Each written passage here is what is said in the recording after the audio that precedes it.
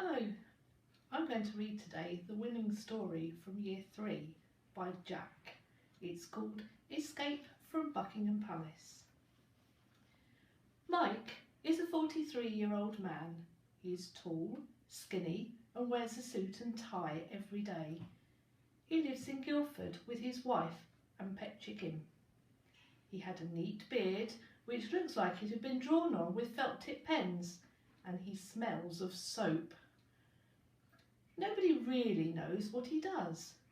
He just goes to London every day on the train.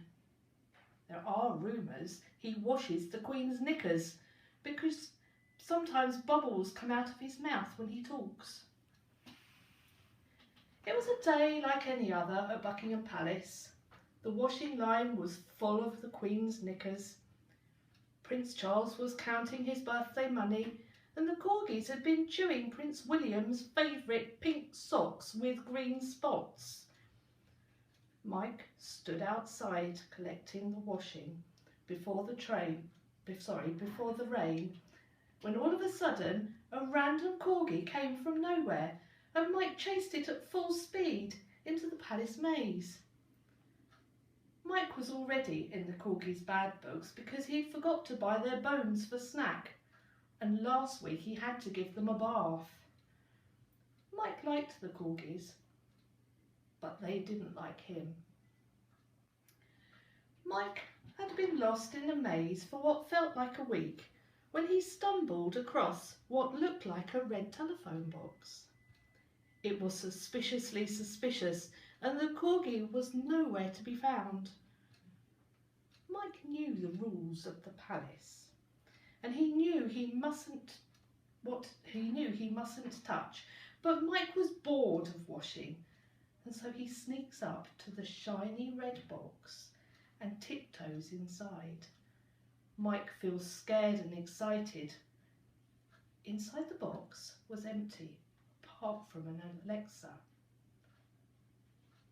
Mike said, "Alexa, hello." And Alexa replies, "Where would you like to go?" Mike thinks for a while and then says, "Take me away from all this washing and take me to achoo." Mike sneezes, the biggest sneeze ever. The box begins to shake and Mike can feel a rumble like an earthquake. A small wasp whizzes around the box with Mike. Mike panics, but the door is locked. Mike grabs the door handle and sees the world rushing past him and the box. The box eventually stops shaking and rumbling, and Mike sighs with relief. It's all over. But he feels different.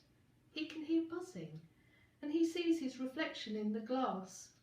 He has wings, a stinger, and a beard.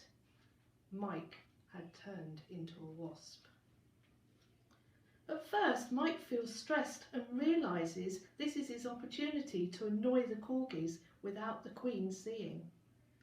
He flies out towards the palace, whizzes past the maze, past the washing line filled with knickers, and lands right on the nose of a corgi.